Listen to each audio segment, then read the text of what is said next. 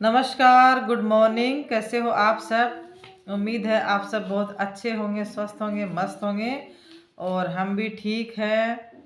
कल एक वीडियो डाला था, उसका अभी तक रिप्लाई किसी ने नहीं दिया है, तो उस वीडियो के रिप्लाई का वेट मैं कर रही हूँ। मेरे चैनल पे आप सबका बहुत बहुत स्वागत है। शेखावाटी मीना प्रसून पे वीडियो हमेशा की तरह फिर लेकर आई हूँ आपके जवाब का वेट करते हुए। आज का जो प्रेरक प्रसंग है, आज की जो कहानी है, उसका शीर्षक है गुलाम की सीख। तो गाइस, कहानी सुनने से पहले वीडियो को लाइक कर लीजिए, शेयर कर दीजिए और अगर आप चैनल पे नए हैं तो घंटी के बेल आइकन को ज़रूर दबा दीजिए ताकि अपलोड होने वाले वीडियो का नोटिफिकेशन आपके पास सबसे पहले पहुंच सके। तो चलिए सुनते हैं कहानी, जिसका शीर्षक है गुलाम की सीख। एक समय हुआ करता था जिस समय दास प्रथा चलती थी। तो दास प्रथा के दिनों में एक मालिक के पास अनेक सारे गुलाम हुआ करते थे। जैसे कोई भी मालिक है, राजा है या जो भी सामंत है या ठेकेदार है, उसके पास काफ़ी सारे दास होते थे, गुलाम होते थे। तो ऐसे ही एक व्यक्ति के पास, एक मालिक के पास काफ़ी सारे दास थे। उसमें से एक का नाम था लुकमान। लुकमान था तो सिर्फ एक गुलाम, लेकिन बहुत ही चतुर था, बहुत ही होशियार था, बहुत ही बुद्धिमान था। उसकी बुद्धिमानी और चतुरता की जो ख्याति है वो काफ़ी दूर दूर तक फैली हुई थी। एक दिन इस बात की खबर उसके मालिक को लगी, यानी उसके मालिक को पता लगा कि भाई लुकमान जो है वो बहुत ही चतुर है, बहुत ही बुद्धिमान है, बहुत ही इंटेलिजेंट है।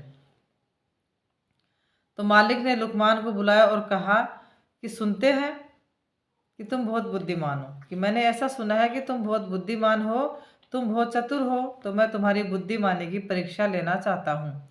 अगर तुम मेरे इम्तिहान में, मेरी परीक्षा में पास हो गए तो तुम्हें गुलामी से मैं छुट्टी कर दूंगा, मैं तुम्हें गुलाम नहीं रखूंगा। ऐसा उस मालिक ने कहा। उसने कहा ठीक है, जाओ एक मरे हुए बकरे को काटो और उसका जो हिस्सा बढ़िया है उसको लेकर के मेरे पास लेके आओ। लुकमान ने आदेश का पालन किया। मरे हुए बकरे की जीभ लाकर मालिक के सामने रख दी।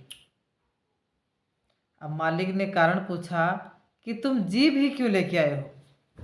तो लुकमान ने कहा कि अगर शरीर में जीभ अच्छी हो तो सब कुछ अच्छा ही अच्छा होता है। मालिक ने आदेश देते हुए कहा, अच्छा, इसे उठा ले जाओ और अब बकरे का जो सबसे बुरा हिस्सा है उसको लेके आओ। लुकमान फिर बाहर गया, लेकिन थोड़ी देर बाद में उसने उसी जीभ को लाकर मालिक के सामने रख दिया। अब मालिक ने पूछा कि तुम जब अच्छे हिस्से की बात की तब भी तुम जीभ लेके आए, जब बुरे हिस्से की बात की है तो भी तुम जीभ लेके आए। अगर शरीर में जीभ अच्छी नहीं है तो सब बुरा ही बुरा है। लुकमान ने ऐसा उत्तर दिया कि मालिक, शरीर में अगर जीभ अच्छी है तो सब कुछ अच्छा है, यानी हम अच्छा बोलते हैं तो सब कुछ अच्छा है। अगर हम बुरा बोलते हैं यानी हमारी जीभ बुरी है तो सब कुछ बुरा ही बुरा है। उसने आगे कहते हुए कहा, मालिक, वाणी तो सभी के पास जन्मजात होती है, परंतु बोलना किसी किसी को ही आता है। क्यों बोले, कैसे शब्द बोले, कब बोले, इस कला को बहुत ही कम लोग जानते हैं। एक बात से प्रेम झरता है और दूसरी बात से झगड़ा हो जाता है। कड़वी बातों ने संसार में न जाने कितने झगड़े पैदा किए हैं। इस जीभ ने ही दुनिया के बड़े बड़े कहर ढाए हैं। और ये जीभ जो 3 इंच का जो हथियार है, इसे कोई 6 फीट के आदमी को भी मार सकती है। कोई मरते हुए इंसान में प्राण भी फूंक सकती है। संसार के सभी प्राणियों में वाणी का वरदान मात्र मानव को ही मिला है, यानी मनुष्य ही एक ऐसा प्राणी है जो कि अपने वाणी का प्रयोग करता है। उसके सदुपयोग से व्यक्ति स्वर्ग पर उतर सकता है, पृथ्वी पर उतर सकता है, और दुरुपयोग से व्यक्ति स्वर्ग से नरक में भी परिणित हो सकता है या नरक में जा सकता है। भारत के विनाशकारी जो युद्ध हुआ था, महाभारत का युद्ध, वो वाणी के गलत प्रयोग के कारण ही हुआ था। मालिक लुकमान की चतुराई और बुद्धिमत्ता को देख करके बहुत खुश हुआ और आज उस गुलाम ने उसको एक बहुत बड़ी सीख दे दी है। और मालिक ने अपने वचन दिया था कि अगर वो लुकमान की चतुराई से खुश होता है तो उसको गुलामी से आज़ाद कर देगा। तो मालिक ने उसको गुलामी से आज़ाद कर दिया। तो दोस्तों, इस कहानी से हमें यह शिक्षा मिलती है कि मधुर वाणी एक वरदान है जो हमें लोकप्रिय बनाती है, और वही अगर कर्कश या तीखी बोली होती है तो वो हमें अपयश दिलाती है, हमारी प्रतिष्ठा को कम करती है। आपकी वाणी कैसी है? यदि वो तीखी है एवं सामान्य भी है तो उसे मीठा बनाने का प्रयास कीजिए।